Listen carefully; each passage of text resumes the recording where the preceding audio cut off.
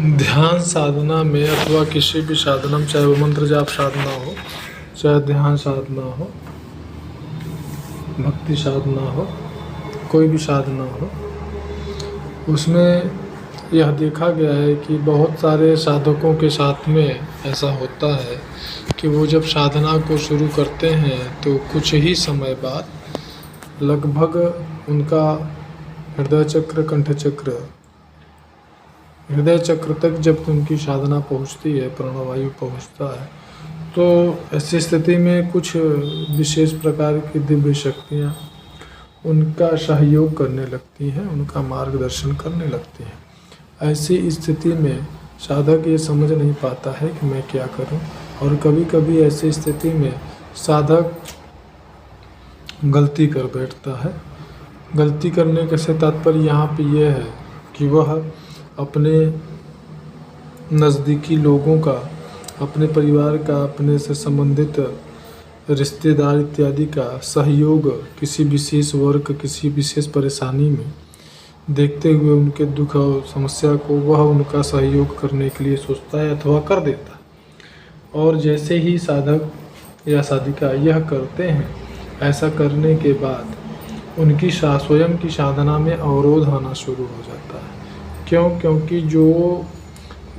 जो समस्याओं को झेल रहे होते हैं, कहीं न कहीं उनके द्वारा किए हुए कर्म होते हैं, जिन कर्मों को ऐसे लोग झेल रहे होते हैं। और साधक या साधिका ऐसा इसलिए कर देते हैं क्योंकि उनको थोड़े ही परिश्रम में उन्हें विशेष प्रकार की शक्तियाँ, सिद्धियाँ प्राप्त होने लगती हैं। मतलब साल 2 साल की साधना अगर उन्होंने कर लिया तो इतने में ही उनको विशेष प्रकार की सिद्धियाँ और शक्तियाँ प्राप्त होने लगती हैं, और विशेष प्रकार की शक्तियाँ और सिद्धियाँ उनका मार्गदर्शन करना प्रारंभ कर देती। तो ऐसी परिस्थिति में वह समस्याओं को झेलने लगते हैं। और जो साल 2 साल की साधना करने पे विशेष प्रकार की सिद्धियाँ उन्हें प्राप्त होने लगे या शक्तियाँ उनका मार्गदर्शन करने लगे, तो ऐसा नहीं है कि उनको वो बड़े विशेष हैं और वो बड़े प्रिय हैं ईश्वरी शक्ति को, ऐसा इसलिए हो रहा है। ऐसा नहीं होता है। ऐसा इसलिए होता है कि ऐसे साधक या साधिका पूर्व जन्म से ही धुरंधर साधक रहे होते हैं, और वह जो है बड़े ही कठोर साधना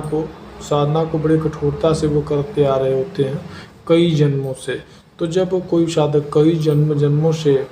सैकड़ों जन्मों से, हजारों जन्मों से, कई जन्मों से जब साधक कठोरता के साथ में अभ्यास करते चला आता है, कठोरता के साथ में साधना करते चले आता है, तो ऐसी स्थिति में जब साधक का जन्म होता है, उस साधक का जन्म होता है, तो फिर वह विशेष योग्यता, विशेष सिद्धियों और शक्तियों से युक्त होकर के ही उसका जन्म होता है। ऐसा नहीं है कि वह जन्म होने के बाद में उसको साधना नहीं करनी पड़ेगी, सारी सिद्धियाँ, शक्तियाँ उसको ऐसे ही मिल जाएंगी बैठे बिठाए।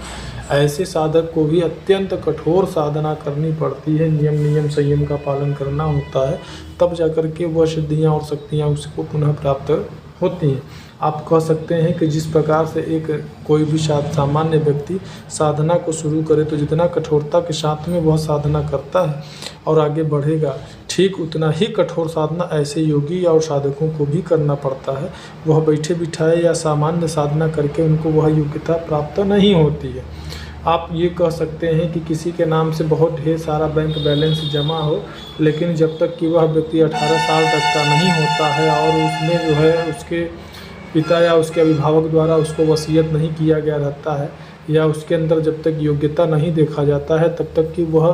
तब तक वह बैंक बैलेंस अथवा उससे संबंधित जो प्रॉपर्टी होती है उसको जो है प्रदान नहीं किया जाता है। जब उसके अंदर योग्यता आ जाती है तभी वह विरासत उसको प्रदान किया जाता है। ठीक इसी प्रकार से यह प्रकृति का विधान है कि जब योगी या साधक पूर्व जन्मों से जो बहुत साधना करते हुए आता रहता है, ऐसे साधक या योगी भी जब वर्तमान जन्म में कठोरता के साथ में साधना करते हुए आगे बढ़ते हैं, नियम संयम का पालन करते हुए आगे बढ़ते हैं, तब उनको जा करके उनके पिछले जन्मों से जो साधनाएं होती हैं, साधनाओं से संबंधित जो उसकी विशेषताएं होती हैं, तब जा करके उसको